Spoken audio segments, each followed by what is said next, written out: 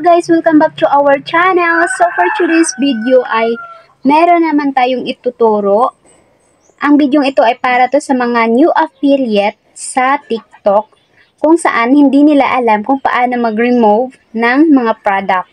Dahil nga umabot na sa limit at kung may gusto silang i-add ng mga gusto nilang product ay hindi na ito ma-add. So paano nga ba tayo mag-remove ng product sa ating TikTok account? Yan ang ating tutorial ngayon. Don't worry dahil ituturo ko sa inyo kung paano natin i-remove ang mga product. So, bago yan, intro muna tayo. Just the two of us.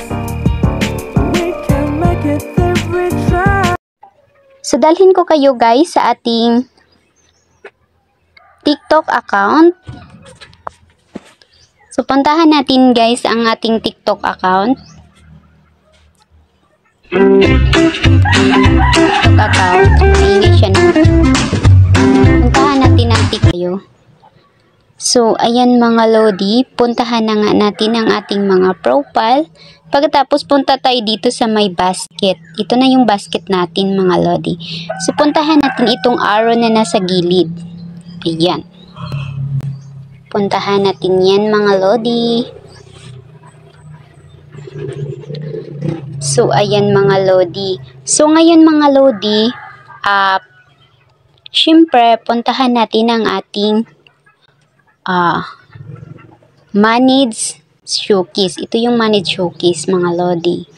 So, dyan nakalagay lahat ng ating product. So, ngayon mga lodi, kung kayo ay nag-worry dahil hindi na kayo makapag-add at gusto kayong pumili ng stock dito na gusto nyong i-delete, ituturo ko sa inyo kung paano mag-delete mga lodi. So, ganun lang. So, ito, kasi maliit na po ang kanyang stock. Pero hindi ko yan deletein kasi gumawa ako ng video dyan.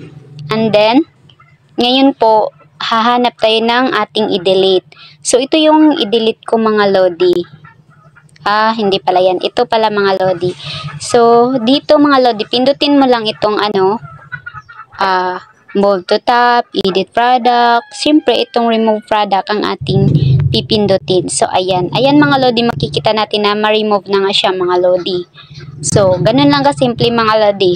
So, ngayon po is, puntahan naman natin kung paano na tayo magkapag-add. So, ngayon, dahil naka-delete na tayo, so, syempre, maka-add na tayo ng ibang product.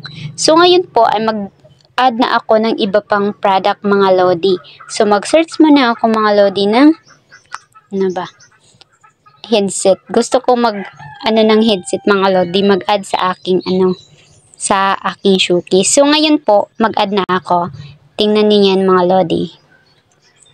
So, ayan mga lodi, nakapag-add na nga ako kasi nga nag-delete ako ng mga product.